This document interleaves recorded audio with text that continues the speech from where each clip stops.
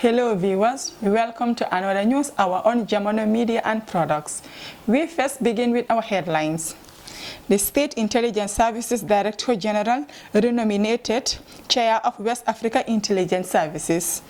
Education Minister pans WAEC's deliberate sanction. The Independent Electoral Commission issues National Assembly nomination schedule. Those were the headlines. We now have the news in detail.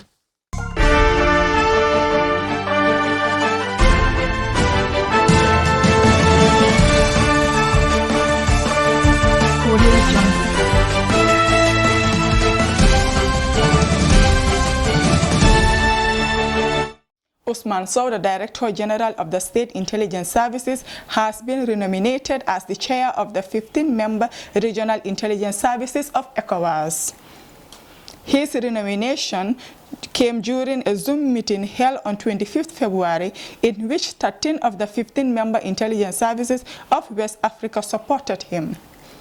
His renomination to the position is in recognition by member services of his exemplary leadership and stewardship of the body during the difficult times of 2019 to 2021. In his acceptance statement, Mr. Sow committed himself to work harder as the challenges ahead are no less hard. He urged member services of the Committee of Intelligence and Security Services of Africa to get better and stronger. The SIS Gambia feels very encouraged by this renomination as chair of the region, which is yet another testimony of the trust and credibility that the SIS is registering not only inside Gambia but also among regional services and beyond, Mr. Sow said. He thanked the Gambia government and governments in sub-region for the trust reposed in him and assured that the SIS under his stewardship will reward committed to deliver to the highest level in all its obligations in national, regional, continental, and international peace and security affairs.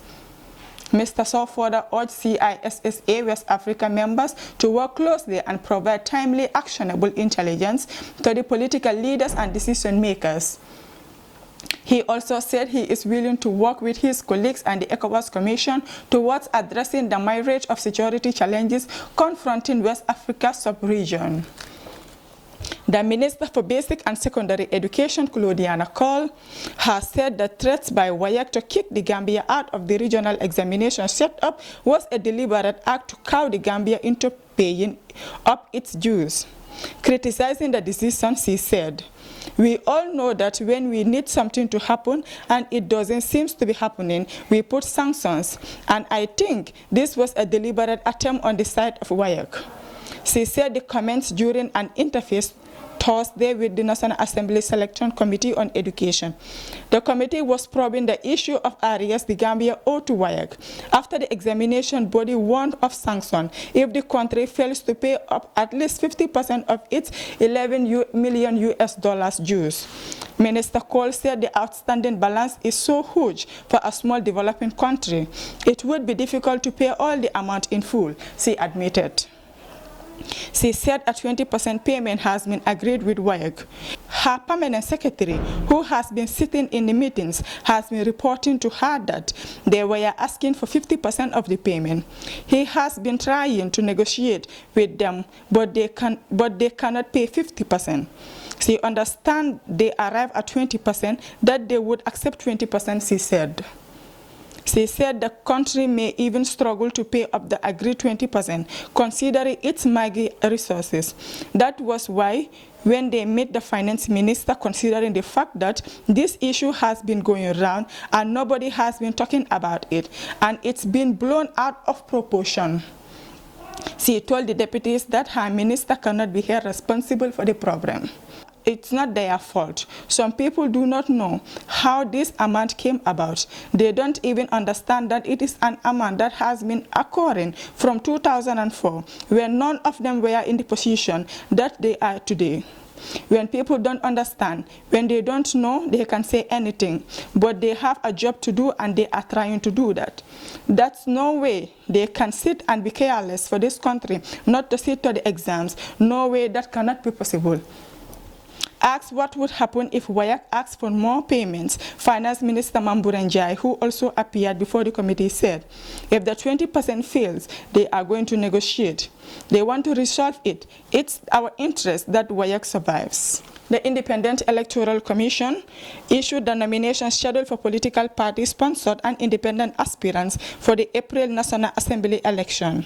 The nominations start at the various regional IEC offices across the country from 5th to 13th March. 3 parties will conduct nominations at 9 a.m., 12 noon, and 3 p.m.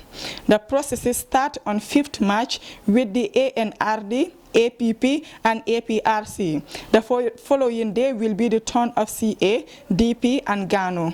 The rest are as follows: 7th March, GAP, GDC, and GFA. 8th March, GMC, GPDP, and NCP. 9th March, NPP, NRP, and NUP. 10th March, DOIS, PPP, and UDP. 11th March, independent candidates. Meanwhile, according to the IEC, 2 days, March 12 and 13, have been set aside for candidates who would desire to correct nomination papers. Also, where there happens to be a free time during the time allocated to political parties, independent candidates could be called upon to submit their nomination papers. Those were the stories for our today's newscast, but before we take a leave of you, let's take a recap on our top stories. The State Intelligence Services Director General renominated Chair of West Africa Intelligence Services. Education Minister pans WAEC's deliberate sanction. The Independent Electoral Commission issues National Assembly nomination schedule. Those were the stories for our today's newscast. Thank you for joining us with your presenter, Mariama Gillen. Do have a nice day.